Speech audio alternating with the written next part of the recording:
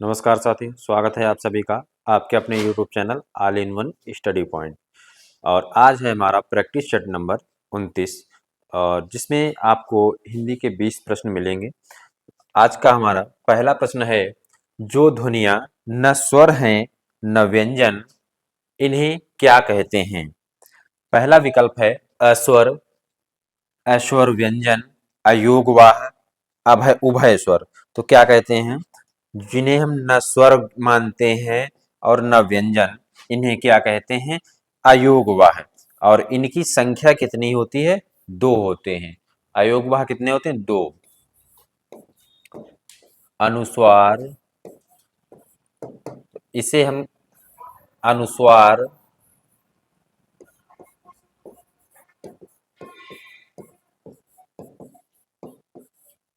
और इसे विसर्ग, विसर्ग कहते हैं। ये अयोगवाह के नाम से जाने जाते हैं। ना तो इसे हम स्वर में गिनते हैं और ना ही व्यंजन में गिनते हैं। अगला प्रश्न है, आज मुझे थोड़ी सी फुर्सत मिली है। इस वाक्य में थोड़ी सी किस प्रकार का विशेषण है? इसमें आपको बताना है थोड़ी सी किस प्रकार का विशेषण है। संख्यावाचक विशेषण, गुणवाचक, सार्वनामिक, परिमाणवाचक। तो थोड़ी सी क्या है? ये आपका परिमाणवाचक विशेषण है। परिमाणवाचक विशेषण के दो भेद होते हैं, निश्चित परिमाणवाचक और अनिश्चित परिमाणवाचक। संख्यावाचक विशेषण के भी दो भेद होते हैं, निश्चित संख्यावाचक और अनिश्चित संख्यावाचक। अगला प्रश्न है, प्रधानमंत्री बाढ़ग्रस्त क्षेत्र का दौरा करेंगे। वाक्य में कौन सा काल है? तो प्रधानमंत्री बाढ़ग्रस्त क्षेत्र का दौरा करेंगे, तो इसमें काल बताना। काल का अर्थ क्या होता है? समय। काल का अर्थ क्या होता है? समय। और हिंदी व्याकरण में काल के कितने भेद माने गए? मुख्यतः तीन भेद माने गए हैं, भूतकाल, वर्तमान काल और भविष्य काल। भूतकाल जो समय बीत चुका है, वर्तमान काल जो चल रहा समय, और भविष्य काल आने वाला समय। भूतकाल के 6 भेद होते हैं, वर्तमान काल के 5 होते हैं और भविष्य काल के 3 भेद होते हैं। तो प्रधानमंत्री बाढ़ग्रस्त क्षेत्र का दौरा करेंगे, क्या है यहाँ पर? सामान्य भविष्य काल। तीसरा विकल्प सही होगा। क्या आप अखबार पढ़ते हैं? यह किस प्रकार का वाक्य है? वाक्य दिया गया आपको, क्या आप अखबार पढ़ते हैं, और यह किस प्रकार का वाक्य है? विधानवाचक, प्रश्नवाचक, संकेतवाचक, निषेधवाचक। तो यहाँ पर क्या हो जाएगा? प्रश्नवाचक। इसमें प्रश्नवाचक चिन्ह भी लगा हुआ है और प्रश्नवाचक शब्द का प्रयोग हुआ है। तो जब जब किसी वाक्य से हमें किसी प्रश्न की होने का बोध हो कि उसमें हमें कुछ पूछा जा रहा है, तो ऐसा प्रतीत हो कि जिससे हमसे कुछ पूछा जा रहा है, तो वहां पर क्या होता है? प्रश्नवाचक वाक्य होता है। क्या आप अखबार पढ़ते हैं? तो क्या हो जाएगा? इसका मतलब आपसे कोई प्रश्न पूछा जा रहा है, तो यहाँ पर क्या हो जाएगा? प्रश्नवाचक वाक्य हो जाएगा। अगला प्रश्न, उत्तेजित कर देने वाला वाक्यांश के लिए एक शब्द होगा। तो जो उत्तेजित करने वाला होता है उसे क्या कहते हैं? उत्तेजक। पहला विकल्प सही हो जाएगा। उत्तेजित करने वाले को क्या कहते हैं? उत्तेजक कहते हैं। उपकारी क्या होता है? जो उपकार करने वाला होता है वो उपकारी कहलाता है। उपकार करने वाला क्या कहलाता है? उपकारी कहलाता है। उत्क्षिप्त का अर्थ होता है फेंका हुआ। उत्क्षिप्त का अर्थ क्या होता है? फेंका हुआ। और हिंदी वर्णमाला में जो हमारे दो वर्ण होते हैं उत्क्षिप्त होते हैं, ड़ा और ढ़ा। इसके नीचे हम बिंदी, अब ये क्या हो जाते हैं? हमारे उत्क्षिप्त व्यंजन कहलाते हैं। तो उत्क्षिप्त क्या होता है? फेंका हुआ। और उपकारी क्या होता है? उपकार करने वाला। जो उपकार करने वाला होता है वो उपकारी कहलाता है। उपहास का अर्थ होता है किसी का मजाक उड़ाना या किसी की हंसी उड़ाना, क्या कहलाता है? उपहास कहलाता है। किसी का मजाक उड़ाना या किसी की हंसी उड़ाना क्या कहलाता है? उपहास कहलाता है। एक मुंह दो बात, लोकोक्ति का सही अर्थ क्या? लोकोक्ति का अर्थ क्या हो जाएगा? लोक प्लस उक्ति। लोक प्लस उक्ति।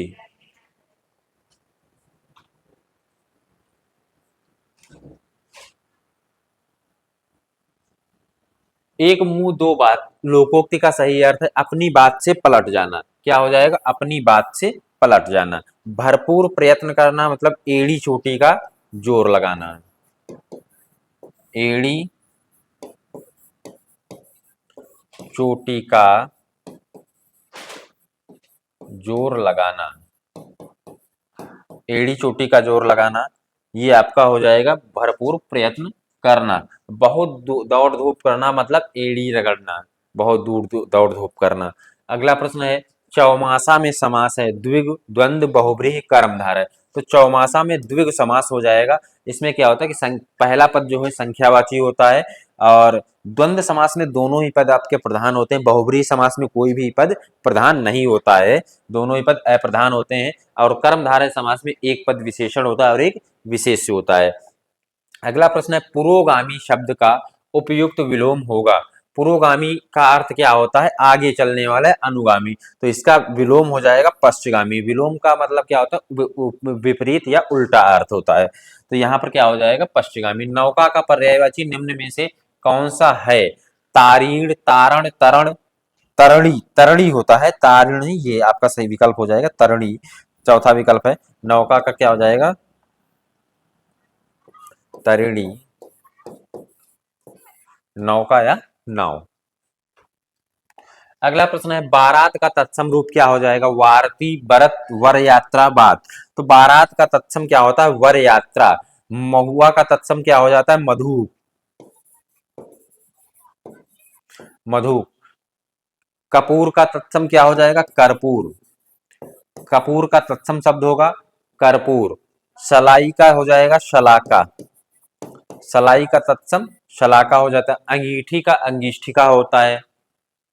हल्दी का हरिद्रा होता है। अदरक का आर्द्रक होता है।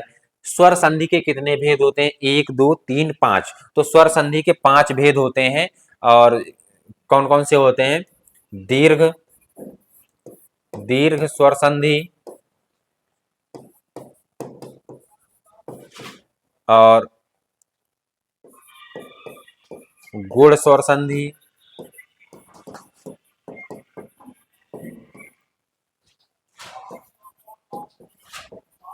वृद्धि स्वर संधि,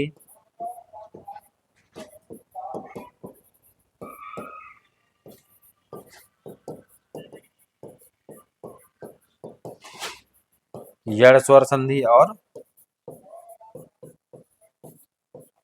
अयादि स्वर संधि।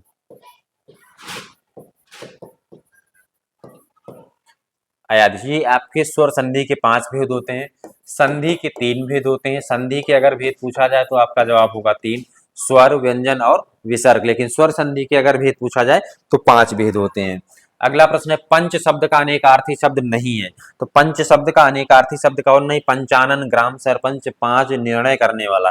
तो पहला विकल्प सही हो जाएगा। पंचानन ये आपका पंच शब्द का अर्थ नहीं है। ग्राम का सरपंच, इसे भी पंच कहते हैं, पांच को भी पंच कहते हैं, और निर्णय करने वाला जो होता है उसे भी पंच कहते हैं।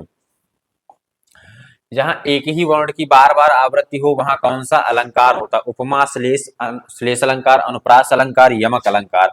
तो जब एक ही वर्ण की बार बार आवृत्ति होती है वहां पर अनुप्रास अलंकार होता है। तीसरा विकल्प सही हो जाएगा। श्लेष अलंकार कब होता है, जब एक ही शब्द के एक से अधिक अर्थ होते हैं। श्लेष का अर्थ होता है चिपका हुआ, यानी एक शब्द के एक से अधिक अर्थ प्रयुक्त होते हैं, तो वहां पर श्लेष अलंकार होता है। और यमक अलंकार में क्या होता है कि एक से जब एक ही शब्द के एक से अधिक अर्थ होते हैं, जैसे कनक, कनक के सौगुनी, कनक माँ दिखता अधिकाय, तो इसमें जो एक कनक का जब शब्द दो बार प्रयोग किया जाता है और दोनों ही बार उसका अर्थ अलग होता है, ठीक है, तो वहां पर हमारा यमक अलंकार होता है।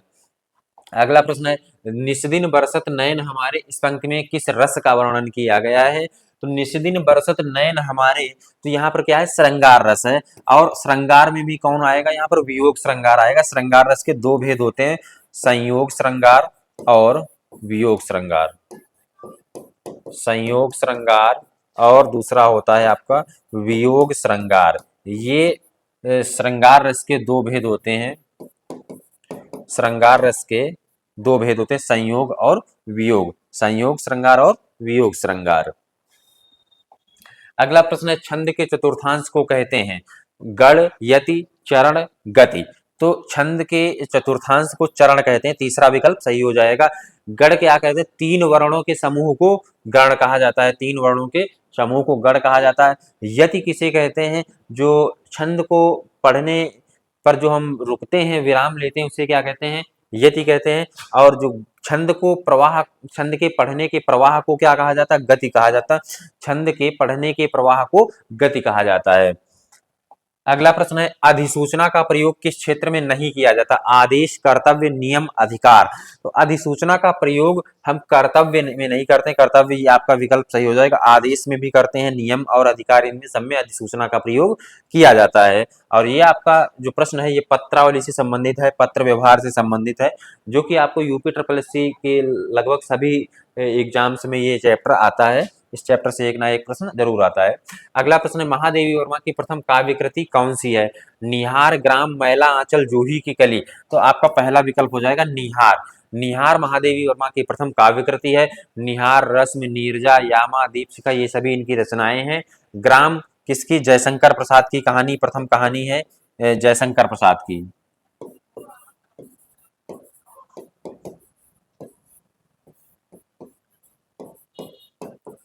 जयशंकर प्रसाद जी की प्रथम कहानी ग्राम है। मैला आंचल ये फणीश्वर नाथ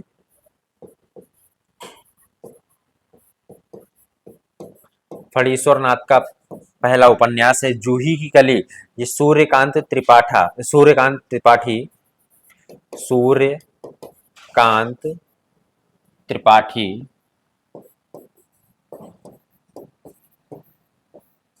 ये जो जूही की कली है, ये सूर्यकांत त्रिपाठी की पहली रचना है। निहार महादेवी वर्मा की पहली रचना ग्राम जयशंकर प्रसाद की है। और मैला आंचल फणीश्वर नाथ रेणु की पहली रचना है। अगला प्रश्न है, किस युग को हिंदी गद्य का सर्वप्रथम युग माना जाता है?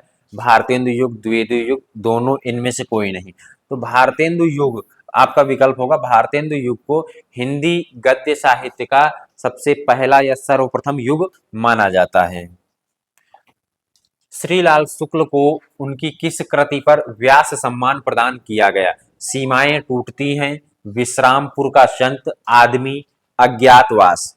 तो इनकी जो रचना है श्रीलाल शुक्ल विश्रामपुर का संत, विश्रामपुर का संत, ये इनके लिए इसको विश्रामपुर का संत के लिए इनको व्यास सम्मान प्रदान किया गया था।